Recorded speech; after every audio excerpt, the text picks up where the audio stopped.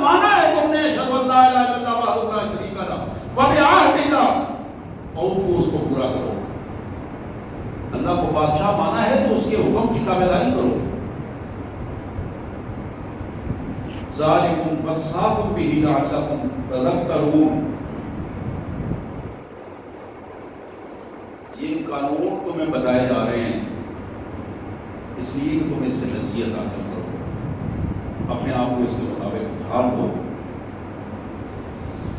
اللہ اکبر۔ یہ آخری آیت اللہ تعالیٰ فرماتے ہیں میرے رسول ان کو یہ بھی بتاؤ وَأَنَّ هَذَا صِرَاطِي مُسْتَقِيمًا فَاتَّبِعُوهُ، میری امت والو، ایمان والو، یہی ہے سیدھا راستہ جو میں نے تمہیں بتایا ہے، یہی سیدھا راستہ ہے۔ اگر اس دنیا میں کامیابی چاہتے ہو اور آخرت میں چاہتے ہو فَاتَّبِعُوهُ، اس راستے پر چل کے آؤ، میرے پیچھے پیچھے آؤ، میرے قدموں پہ قدم رکھ کے آؤ۔ وَلَا تَتَّبِعُوا السُّبُلَ فَتَفَرَّقَ بِكُمْ عَنْ سَبِيلِهِ،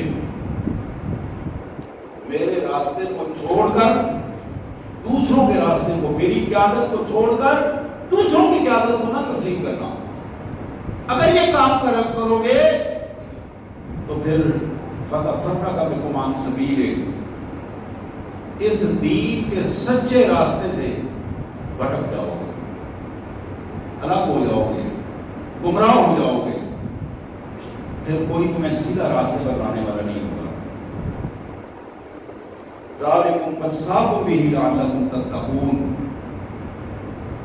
یہ تمہیں یہ سارے قوانین اس لیے بتائے ہیں اور آخر میں تمہیں یہ کہانی اس لیے سنائی ہے تاکہ تمہارے اندر تقویٰ پیدا ہو، اللہ کا خوف ہو، اللہ کی محبت ہو، اللہ کے دین کو غالب کرنے کی بات ہو، اس دنیا میں کامیابی کی بات ہو اور آخرت میں کامیابی کی بات ہو۔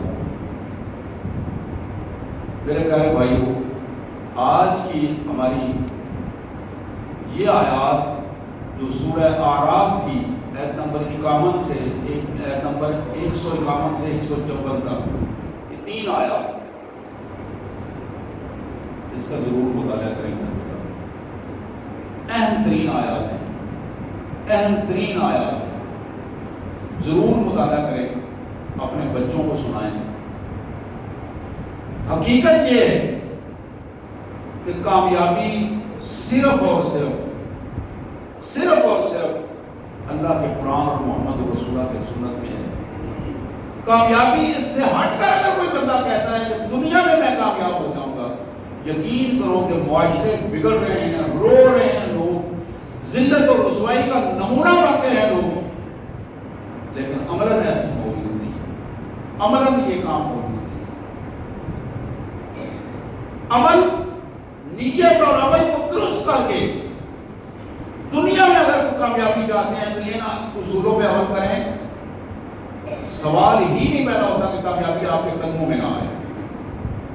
یہ اللہ کا وعدہ ہے اور اللہ کے رسول کا وعدہ ہے، اور دنیا نے اس کو دیکھا ہے، دنیا نے دیکھا ہے کہ کامیابی کس طرح ہوتی ہے۔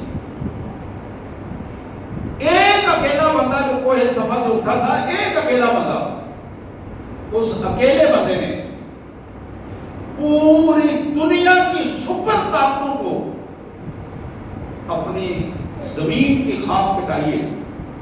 محمد رسول اللہ صلی اللہ علیہ وسلم نے ایران اور روم جیسی طاقتیں جو اپنے گھمنڈ میں سوچا کرتی تھی کہ کوئی ایسی ضرورت مند ہے وہ ہمارے سامنے آئے، لیکن پھر اسلام نے ان اصولوں کو دیا اور پھر ان اصولوں کا جب عمل ہوا تو پھر قبائلی علاقوں سے اٹھنے والے وہ چند لوگ جو چند ہزار بنے اور پھر چند لاکھ بنے، اور انہوں نے پھر کروڑوں کی حکومتوں کو تباہ و برباد کر دیا، اور کروڑوں کی وہ جو انسانوں کی خدائی تھی اس کو بھیا بیٹ کر کے رکھ دیا۔ آج بھی انسانوں پر خدائی چاہ رہے ہیں، انسان یہ چاہتے ہیں کہ انسان ہمارے سامنے جھکے اور انسان ہمارے سامنے ہماری مرضی کے مطابق ناچیں اور ہماری مرضی کے مطابق یہ کام کریں۔ جب تک یہ کھیل کھیلا جاتا رہے گا اس وقت تک یہ بات یاد رکھیں کہ نہ دنیا میں عزت ملے گی نہ آخرت میں کامیابی ہوگی، اور جب ہم اس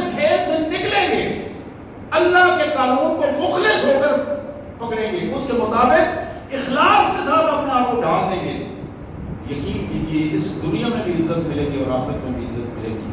اللہ میں اس کی توفیق عطا فرمائے۔ وآخر دعوانا ان الحمد للہ رب العالمین۔